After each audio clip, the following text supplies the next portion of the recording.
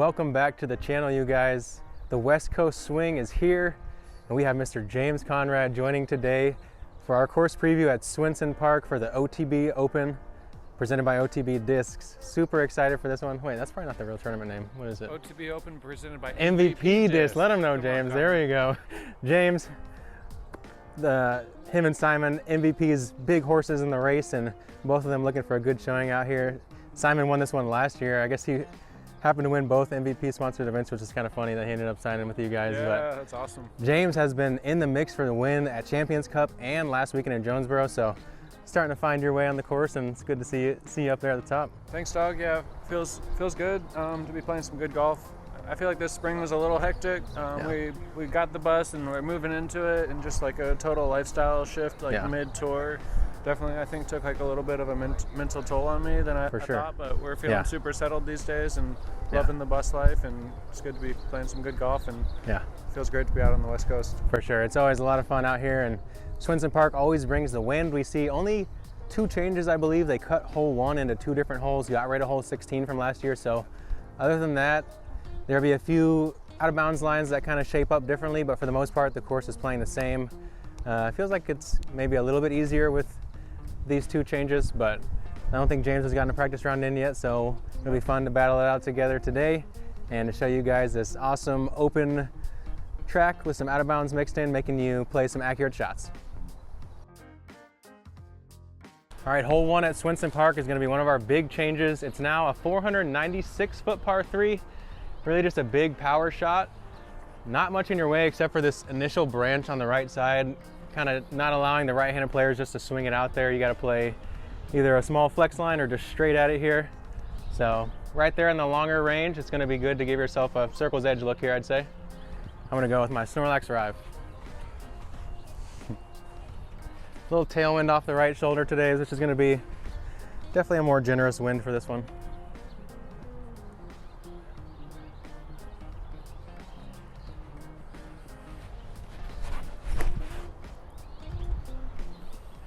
Oh, I need that to come back.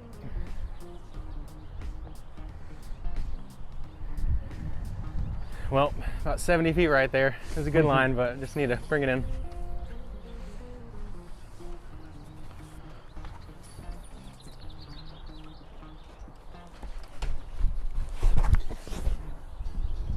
Oh, I wanted to hang out with you over there. Yeah. Maybe we need another off the top. All right, James called it. 2 off the top. I'm gonna take my other one that's already out there. If we can do that, no.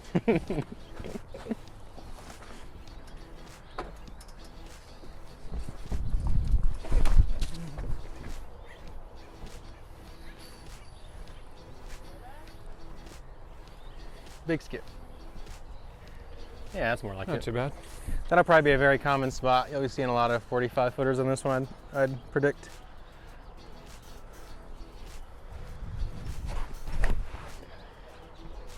Yeah, Connor. That's more like it. Nice. There we go. Might have crept into circle 1 there.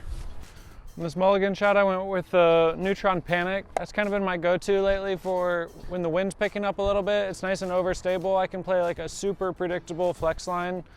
Just put on a little bit of ante, and I can trust it to come back. Doesn't quite get as much distance as maybe like a Photon or Zenith for me, but it's super predictable in the wind, and I've been relying on that heavily, especially back in Jonesboro.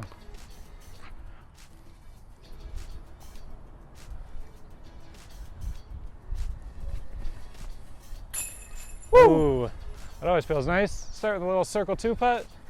He purposely threw it to the tailwind side there, yo. Ooh. Can I do 3 in a row? Oh yeah. First 3 putts of the day, I believe, for that guy. That's not bad. That's not bad. All right, stepping up to my Rive shot right here. This is my most stable Rive in my bag. Likely what I'll be throwing off this hole unless there's like a crazy headwind. Just outside the circle here. Kind of right to left wind.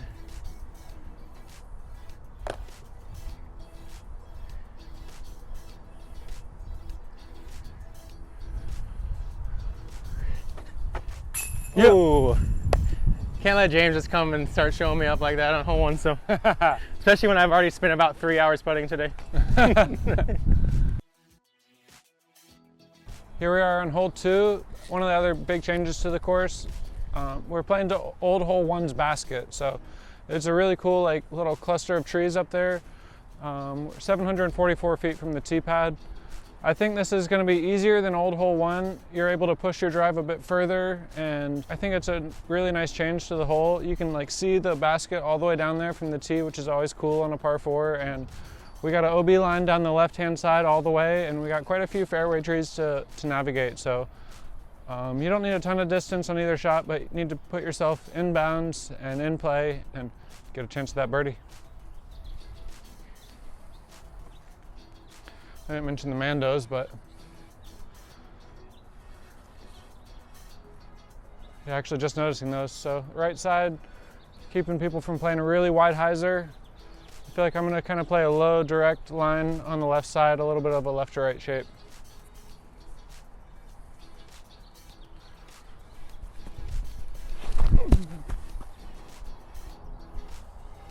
Beautiful. Yeah, that's gonna be, I mean, obviously he could put it a little higher and get further, but he didn't even mess with that branch there off the tee, so that's gonna be a pretty good spot. And this one's, it's gonna take 2 really good shots to birdie. I think with the low ceiling, I like the forehand here, especially with the right to left wind. I think other winds I might switch it up, but I'm gonna go with my Rive on a forehand.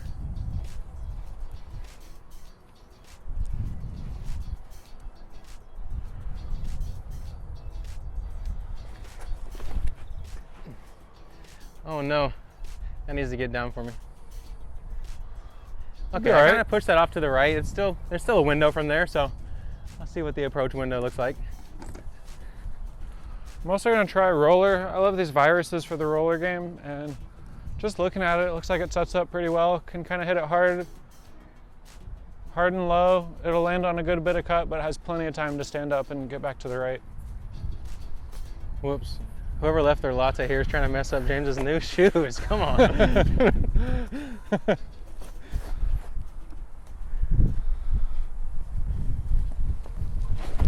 I joked that I was going to step on him, but I guess I didn't have to. Oh, come on.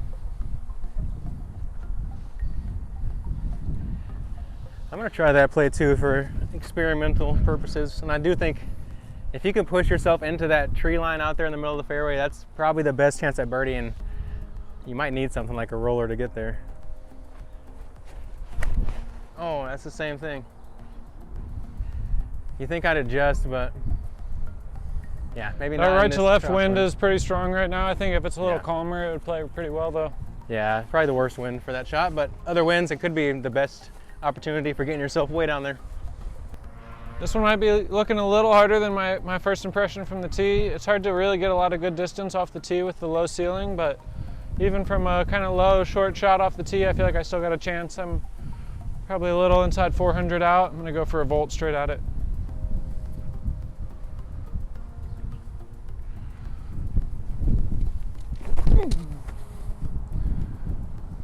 Find that edge. If it fought, it might have worked. Yeah, that was a great line there. Barely off. Didn't quite push it as flat as I wanted out of the hand off the tee here, so I'm off to the right, but there's still a lane. I'm gonna take another forehand, try to make sure I release it flat, even a little bit of turn. Get up into that guarded green.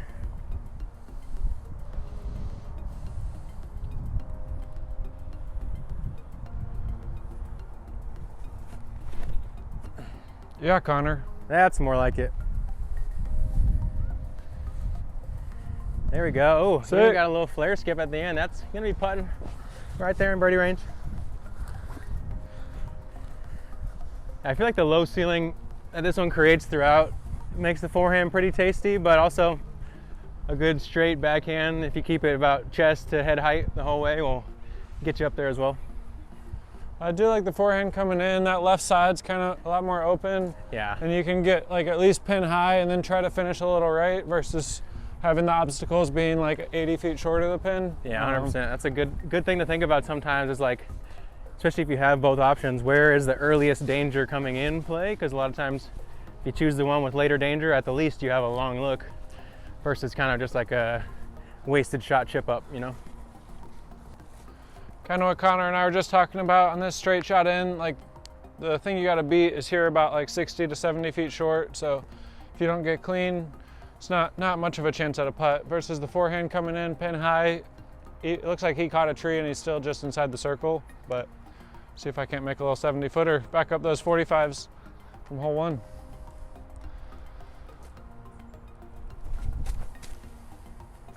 Ooh. All right, but a pace inside the circle here.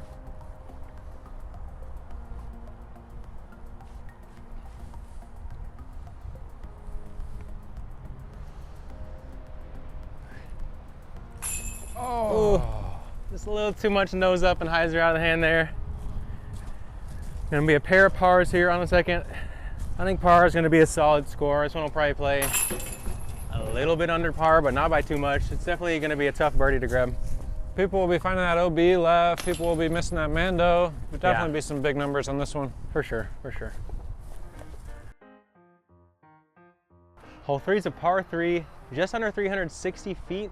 This one really forces you to move the disc from the right to the left. I can't tell if it got moved a little bit left from last year or not, but we did lose a prominent tree on the short side of the green. Really just playing a big skip shot out here, beating this low canopy and trying to skip it over at the end.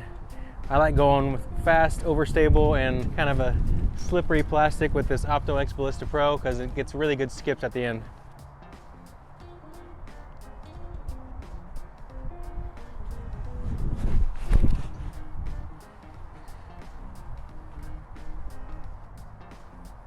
Ooh.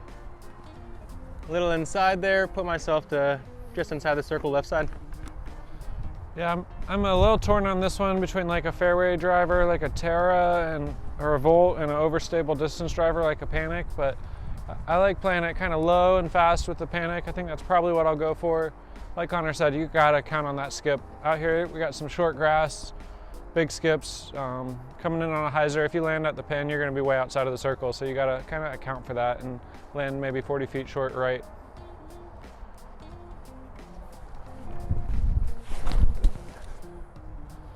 Oh yeah, I love that. Flatter angle than mine, should get a straighter skip. Yeah. Thanks. Parked. Parked. Let's go. All right, pressure's on. James is parked for the tap in. Pretty strong left to right wind here. Oh, just gotta get it up. Nope.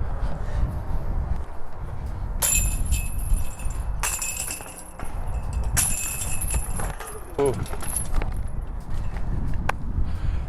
I'll take this any day. We all love a tap-in bird, don't we, guys? Hole 4 out here at Swenson is a monster. 1,171 feet, par 5. Yeah, this is a hard hole to get to in 3 shots, I feel. The first shot, you're a little bit restricted right off the tee with this leaning tree, and then you kind of have a few options to pick with. I feel like the most popular one is it's kind of the center option, just trying to get as much distance as you can and get out towards the fairway. This hole eventually kind of goes over like a golf green and dog legs to the right, and the basket is just over the hill, around the corner to Grandma's house we go. Yes.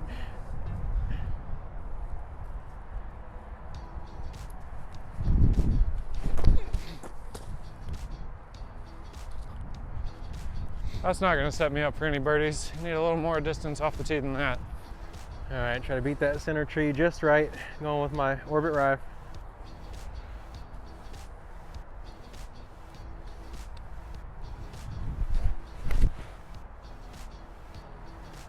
Just hold. All right, that isn't exactly where I wanted to be, but I think distance is kind of the key off this first shot, so let's see what kind of windows we have. This drive was definitely short, like I was saying off the tee. There's a green kind of on the top of this hill that's out of bounds, and if you're going for birdie, you pretty much have to be like clearing that green on your second. I'm not sure if that's quite in the cards for me back here. I think in a tournament, I'd probably be playing a position second shot just so I could make sure I'm safe and getting a lot of distance on my third and making that par easy. Par doesn't hurt on a 1,200 foot par 5.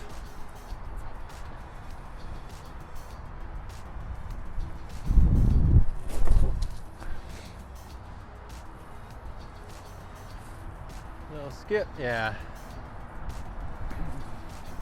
That'll do. I feel like the big key off the tee here is if you can beat this tree distance-wise, I feel like birdie becomes more attackable. Or honestly, beating these two, anything like that. I'm kind of limited in my options from this left side, but I do have a low skipping hyzer. If I can clear the canopy of that oak tree on the right side of the out of bounds green, I should be able to get myself into birdie position. I'm gonna go Opto X Ballista Pro just to throw something nice and stable and fast.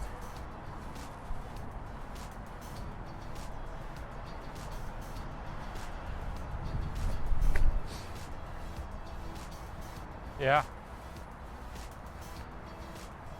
A little left of exactly what I intended, but that position puts me in a range where I have an open shot, maybe like 400, 450 into the green. I feel like this one was a pretty good lesson to me. I kind of played a layup, but I didn't play it to the best place. Kind of put myself right behind this big tree, so I'm limited to like a huge sky ante or like a low tunnel shot.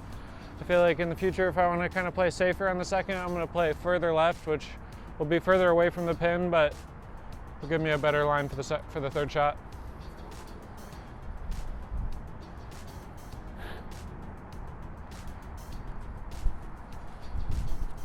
Ooh. Flatten out. Ooh-wee. Dang. Stay away from that. Okay. We'll see. Pretty open over there. Yeah, I'm making it into a 1,400 foot hole.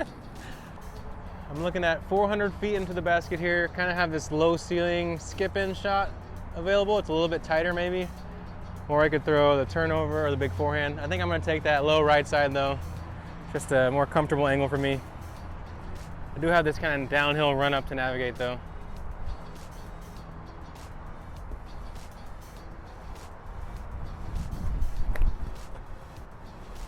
Yeah. Give me some skip. Great oh, shot. Wow. It rocket boosted off the hill there. We got a birdie look. There's another golf green up here that I honestly wasn't too aware of, but I avoided it, and not a gimme up and down, a couple 100 feet into the wind with some low tree branches, just trying to save that par.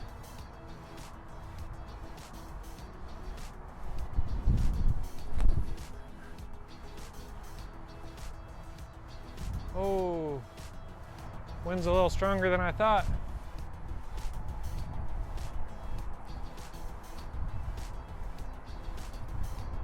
Oh.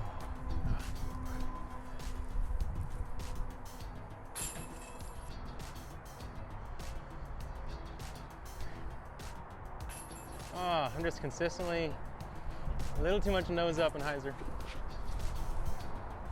Gotta dial it in, but I'm giving myself opportunities, so can't be too mad.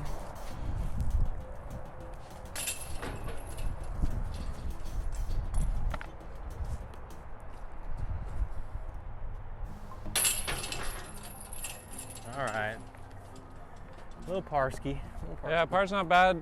My hole here is like a good example of a hard thing in disc golf. You know, you try to make the smart decision, play for par, but then if you have any mistake at that point, then you're gonna get a bogey, and it's like mentally pretty tough to be like already resigning yourself, like, all right, I'm gonna play for par, I'm gonna give up a stroke, and then to not execute that well is really hard compared to, you know, if you go aggressive and make a mistake, you might still save par. So you got to find that balance. You know, there's definitely times to play for par, but you just got to be mentally tough and know that you made the right choice, whether or not that par works out. Hole 5 has also seen some changes from last year's long par 4, where you saw most players kind of bomb it out here to the left, the big turning shot, and then play a pretty open approach. Now we're forced through this tree line on the right side here. It's going to be a low ceiling. This gap's about 150 feet off the tee. You're gonna have to play it through that, land it somewhere out in the open, playing back into a kind of guarded green with some oak trees. I can see the big roller getting looks for the eagle on this one. Air shot's gonna be hard pressed to get that eagle, but birdie should come pretty easy if you get through this initial gap. I like the roller though. I'm gonna try to play something pretty aggressive. Tailwind, so I gotta make sure to put it down with some angle. Oh no. Wow. What That's the luckiest shot ever. You always gotta just rejoice when the course gives you one like that. I like the roller here as well. Maybe sacrificing like a little bit of that initial accuracy or something, but there's not a huge drawback in my mind. Like even with a bad shot with the roller, like we just saw from Connor here, he still has a good chance at birdie from there. So you're not like giving anything up by trying the roller, and there's that chance of that sweet eagle. So seems worth it.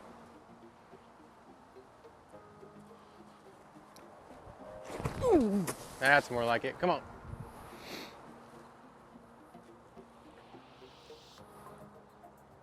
Come on, fall fast.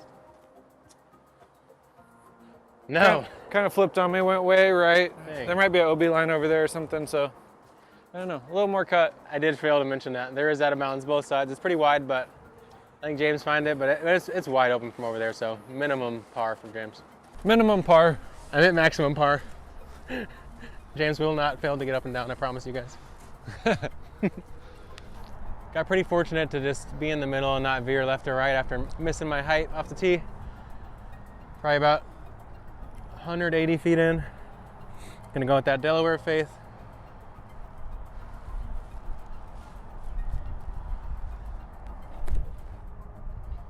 Draw it in for James. Come on, go disc. Wow, shorted it. Got some work to do. This one feels like a pretty generous par 4. Most of the field really looking to score a birdie on this one. Another circle's edge look. Can I capitalize? I'm doing it. My roller did find the OB. Next time I'll trust it with a little more cut through that gap, get it moving left before it flips up and finishes right. But yeah, I still like the play of the roller. I think this OB line could make it a little more questionable, but if the wind's down especially, I think I'll definitely go for that.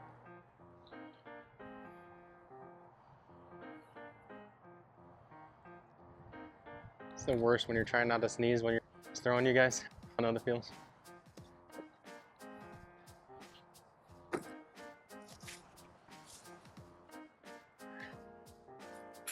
Oh my gosh.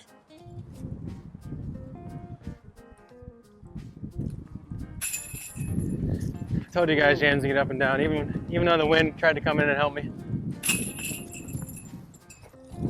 Part feels like bogey on that one. Yeah, I was saying earlier, I think this one really feels like you got to get a birdie if you want to be pressing for the win on this one. Definitely, par is going to hurt. Bogeys are really going to sting. So much pollen in the air right now. This wind is crazy. Woo!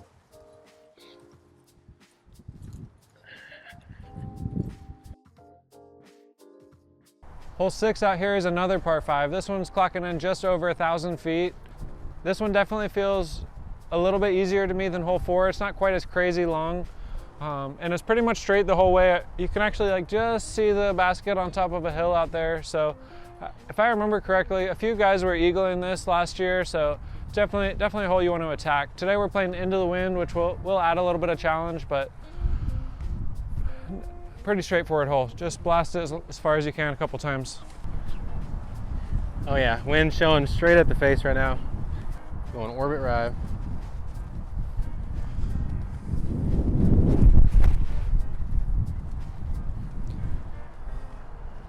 Nice. Yeah. Yeah, I found yesterday, I feel like on this first shot, I really want to push it straighter. A little bit of left can be okay, but I feel like if you push it straight, it really opens up that second shot.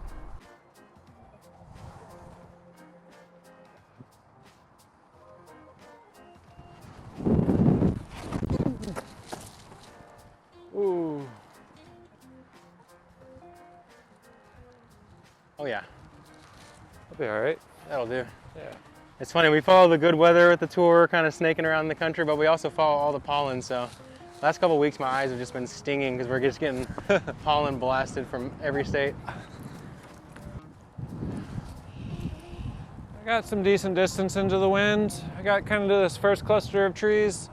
If I can get my second one just past that second cluster, I'll be sitting pretty for the birdie.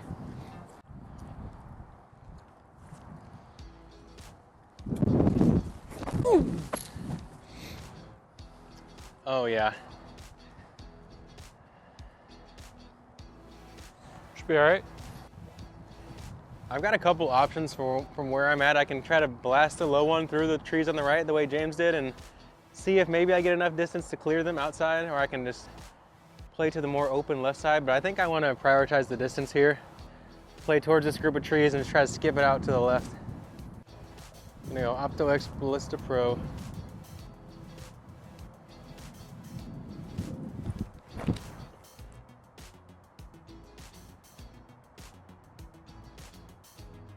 There we go, in through the trees, skipped out to the open. I should have a backhand straight shot from there or a wide open forehand like Spike Heiser. I got 266 from here, so pretty good range. Got, like I said, the wide open spike forehand, but I don't like the way the wind's blowing off the left shoulder for that, so I'm just gonna play it straight into the hillside with my harp. Maybe a touch of turn just to open up the window here.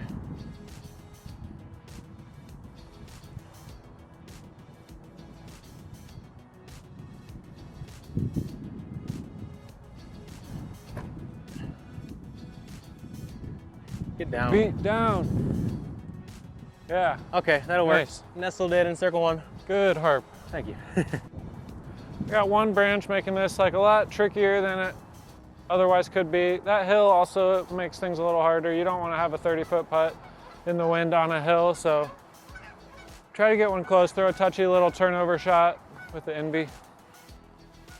The Canada geese and the foxes are abundant out here, making for some great nature cam. We got the beautiful James Conrad NB turnover. Oh, fluffed it.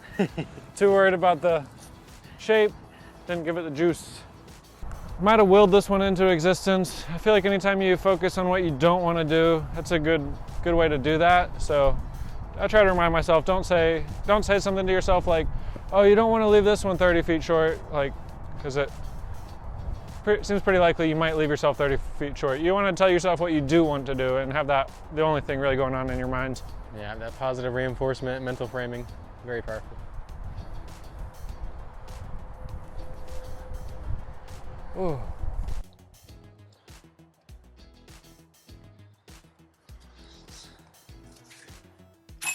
Hey. I had to make sure it was tailwind. I looked around, I was like, okay, I can believe in it. There we go, there's a birdie. I'm gonna put myself in a circle on every hole for a birdie look, but you know, 2 through 6 with 4 more opportunities, I can't be too mad at that. That's great.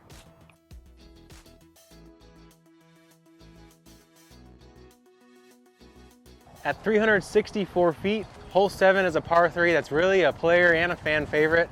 There's usually a big group of the spectators hanging out right here, getting to watch a few holes and really cheering these shots on loudly, and it's a really good kind of ace run opportunity.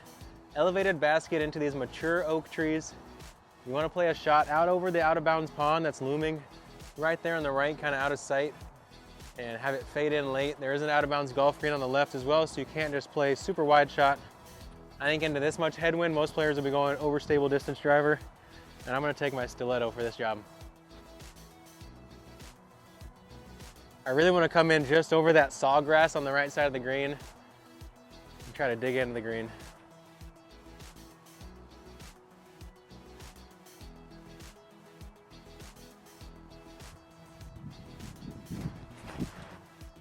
Oh. Lift it, wind, come on.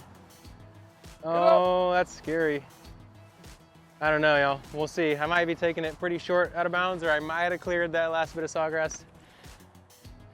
I feel like I didn't, but we'll see.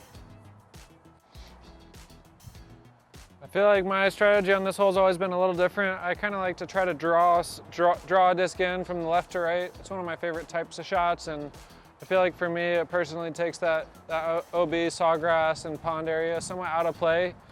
Into the wind, I'm definitely going to be going with a stable fairway driver, possibly even a distance driver like the Panic, but I'm going to give the Terra a shot here.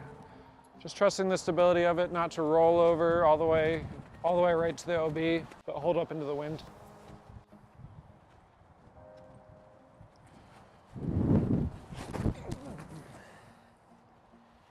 James putting the trust in those Terras. Go get one yourself if you want a wind fighter for just dead straight power shots. Yeah. You guys, there's got to be a reason Mr. Gossage has played well here a couple years in a row. I mean, his family is just all around cheering him on. laughing off the bad shots. He just picked up a win in Colorado, right? Yeah, shout out to Aaron getting that 303 Open win back home in Colorado. Pretty cool. Let's see. 48% wins. Yay! Let's go. Well, I just had enough to clear the sawgrass. Got fortunate. Didn't have to cut myself up looking for it. So we'll take our meter.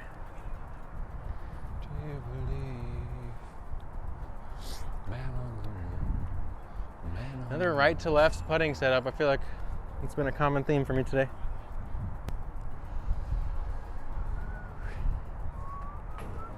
I'm just not giving it what it needs, you guys. This one always feels good to pick up. Yeah, it's a tough one. The OB comes into play quick. It's pretty easy if you're playing a little safer to leak out to like a circle 2 putt, but stoked to put it right outside bullseye. Where can the people pick up your Terras, James? Check out OTB. We're at the OTB Open right now. I'm sure they got Terras in stock. I haven't been on their site in a second, but they always got it. Speaking of OTB, this week I'll be signing all orders for my Conrad O'Reilly merchandise or discs that we have with OTB. So put it in your order notes that you'd like for me to sign it. And if you go to the home page, I think there's a little button right now for you guys to click on that. So anything ordered this week through Saturday, 1 o'clock Western time, I will go and personally sign in the shop. Maybe even throw a putt with it if you want me to, get it the first make, but that's up to you. Code Connor for free shipping, don't forget. Through 7 holes, Connor and I are both sitting at 2 down. I don't think that's quite where either of us want to be, but it's not too bad in these conditions. The wind is pretty serious today. Anyway, moving on to hole 8. This is 828 feet. It's a tough par 4. The tee shot's kind of like a tunnel with the canopy, so you're kind of forced to throw a low power shot. There's a pretty good option to try to push it as far as you can and fade hard left at the end to kind of open up that second shot. I've also seen some people have success with just getting as far and as right as possible, and then there's kind of like a big backdoor hyzer coming in. So with this right to left wind, I think trying to test those late center trees and finish left of them is going to be the best move. Ooh.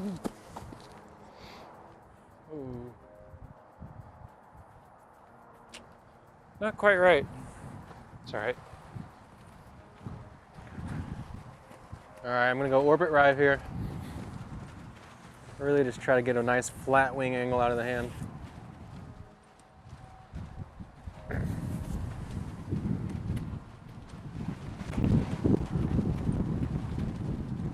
Yeah, Connor?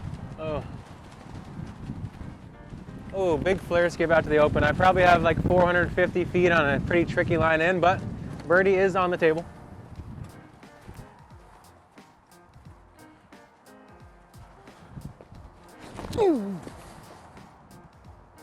Yeah, I love that. That's prime time position. Yeah, should be better. I slightly ended up in no man's land here. I was trying to throw a hyzer, but it kind of flipped up, but didn't get far enough right to open up the big hyzer end. So yeah, I'm probably 400 plus feet out and not a great real chance at getting up and down. I think my best bet is to just throw a big hyzer as far as I can. I don't think I have a chance to really attack the basket, but it should at least make par easy.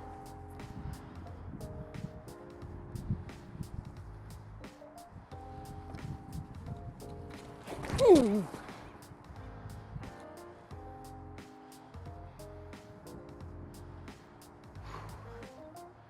Didn't quite clear the tree.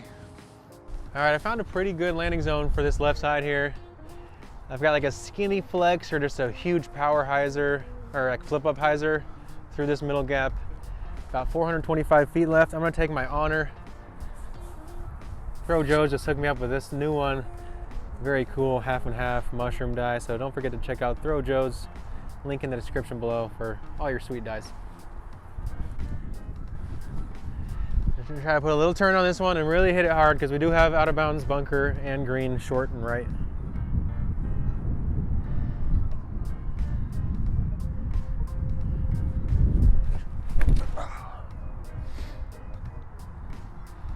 A little more wing turn is what I needed there, but that should be pretty safe. Yeah, long look for the birdie. This one's pretty much a bonus to get. You feel really good to pick up this birdie.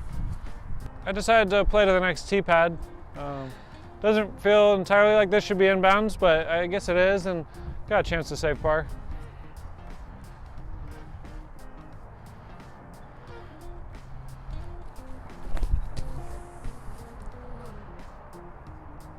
Oh, through the whisker, let's go. Yeah. That was a tighter window than it probably looked like there for James. And like you said, there's a lot of spots on this course where you can be hundreds of feet kind of away from where you are intending to be, but there's not a ton of punishment if you just go get your distance. All right, this is a pretty precarious green. Right to left wind's gonna make this one tricky. In a tournament, honestly, I might just lay this one up because I'm trying to get smarter on the greens. But right now, I gotta give you guys what you want. At least give it a soft bid.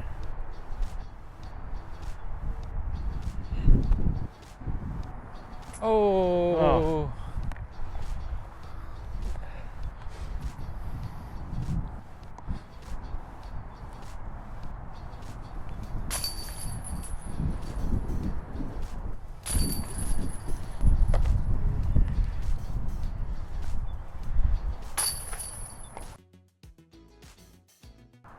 Our final hole of the front nine is a par 4 at 767 feet. This one only had some minor changes from last year with them moving the basket back and right about 20-25 feet and putting it on an elevated stanchion. This out of bounds pocket in front of us of the long grass is going to be the biggest thing. You got to clear this off the tee, and if you can fly right of that big tree straight ahead, you're going to have a lot shorter approach, but to the left side of it is a pretty safe way to attack this one. I'm going to go orbit drive and just try to throw it straight, make sure I clear the OB.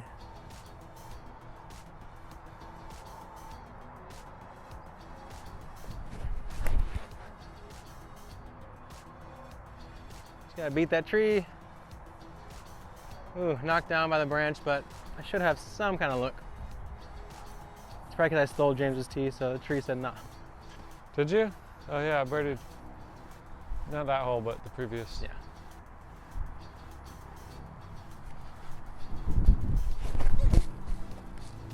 That's gonna be money.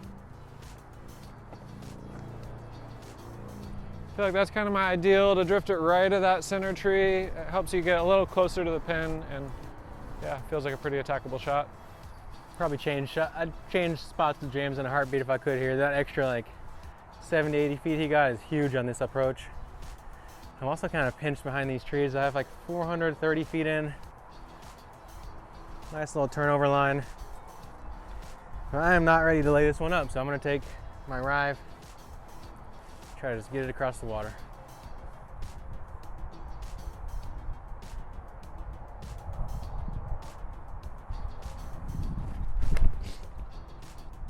Sick.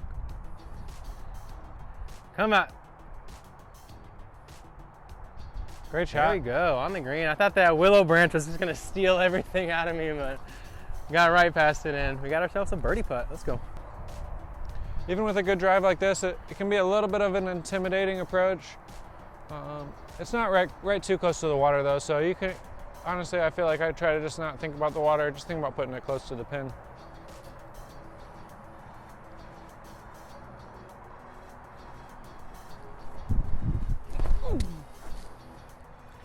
Just hold for a second. Yep. Neighbors. Do? Yeah, neighbors. Except for he got to throw 9 speed in, I had to throw 12 speed, so that's a big luxury on a shot like this for sure. Nice tailwind setup for this putt here.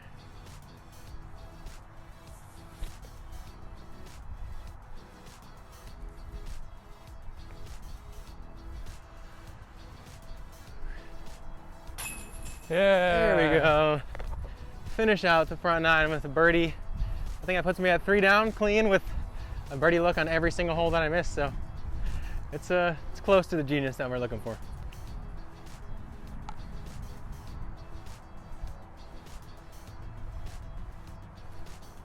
Oh.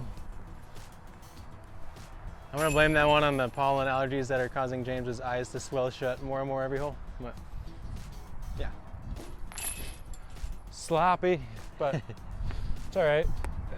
It's hard to really take shots as serious on practice rounds sometimes, but it's always good to be out here, you know, trying to break down the course, trying to analyze, like, if you're, what we're shooting for, what we're trying to do, and hope you guys enjoyed checking that out with us today. Yeah, especially James, I feel like he's very deliberate on the course, so coming out here, you know, he's talking with you guys, then kind of jumping right into the shot, playing a natural feel, but, you know, here and there probably lacking some of that intense focus that he really finds on the course that helps him separate himself from a lot of players. All right, that's it for the front nine here at Swenson Park for the OTB Discs Open presented by MVP Disc Sports. I believe I'm at 3 down. James, you're at 2 down still through the front, so not as fast as we'd like to be playing, but pretty windy today, so the greens are a little trickier than typical. Actually, no, we kind of expect that out here at Swenson. They're called the Windjammers for a reason, and we hope you guys have enjoyed this front nine. Huge shout out to James for joining us. We'll see you guys on the back nine tomorrow or later tonight, depending on how fast the lovely Megan can get it done. Thanks, babe. And thanks to you guys. Make sure to like and subscribe. Yes, like Noah's shoes. Beautiful, as always.